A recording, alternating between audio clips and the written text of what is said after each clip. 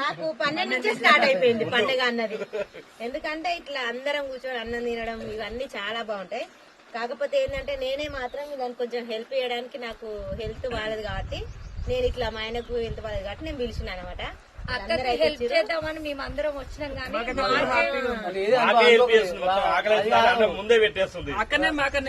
పని చేసింది అలా మాకు వండి పెట్టుడే రిస్క్ తీసుకుంది. అలా మళ్ళీ ఏమని కామెంట్ పెడతారు అంటే ఇంకా పని చేయించుకోవడానికి వినిపించుకున్నావా అనుకోకండి.